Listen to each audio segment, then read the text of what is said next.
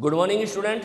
Previous class में हमने kinetic energy यानी गतिज ऊर्जा और स्थितिज ऊर्जा के बारे में पढ़ा, उसके कुछ नंबरिकल प्रॉब्लम भी सॉल्व की। आज मैं आपको बुक का क्वेश्चन नंबर 4 जो है वो समझा रहा हूँ।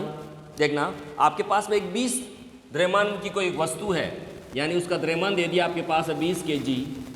वो वस्तु जो है, जो आपके पास में जिसका वेग जो है वो 5 मीटर पर सेकंड से 2 मीटर पर सेकंड हो रहा है। इसका मतलब वेग जो दे रहे हैं वो 5 मीटर पर सेकंड से वेग जो हो रहा है 2 मीटर पर सेकंड हो रहा है।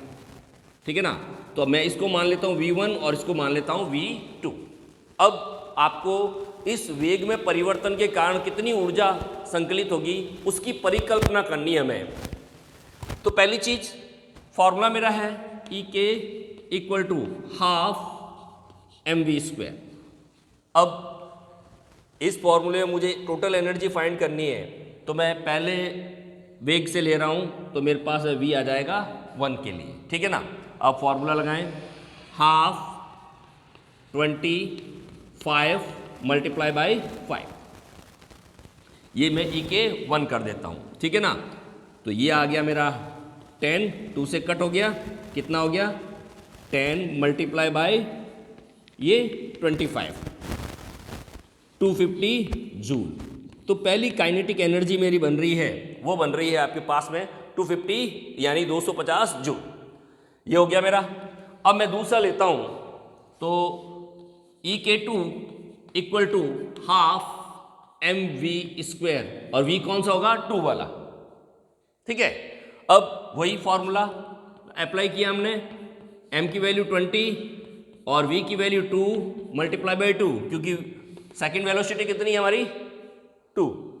ये 2 से 2 कैंसिल आउट हो जाएगा, तो मेरे पास में आएगा 20 × 2 = 40 जूल। E2 कितना आ गया। अब ये क्या कह रहा है क्वेश्चन में कि चेंजेज कितना हुआ उतनी एनर्जी हमें फाइंड करनी है। तो मैं ये क्या कर सकता हूं, टोटल E यानी टोटल काइनेटिक एनर्जी कितनी चेंजेज आएगी, तो क्या करूंगा E1 माइनस E2, तो कितना आ गया भाई 250 माइनस 40 210 जूल। तो टोटल काइनेटिक एनर्जी मेरी जो आई वो आ गई 210 जूल। इसी टाइप से आपका एक क्वेश्चन दिया हुआ है एग्जाम्पल का, एग्जाम्पल नंबर होगा आपका 11.4। ट्राई करना, सेम है। चेंज क्या किया इन्होंने कि वहां हमें वेग जो है किलोमीटर पर आवर में दे दिया। किस में दिया है, किलोमीटर पर आवर में। चेक करना एक बार एक क्वेश्चन के लिए कि अगर मान लो हमारे पास में 30 किलोमीटर पर आवर की स्पीड से कोई गाड़ी चल रही है, मुझे उसका वेग मीटर पर सेकंड में कन्वर्ट करना है। तो मैंने आपको एक वैल्यू बताई थी, आप उसको 5/18 से मल्टीप्लाई कर देना। तो 30 5/18 कितना हो गया भाई 150/18 मीटर पर सेकंड।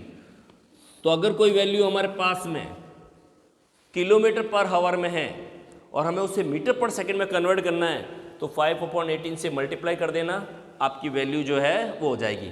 इस टाइप से आप इसी क्वेश्चन को करना, आपका क्वेश्चन कंप्लीट हो जाएगा।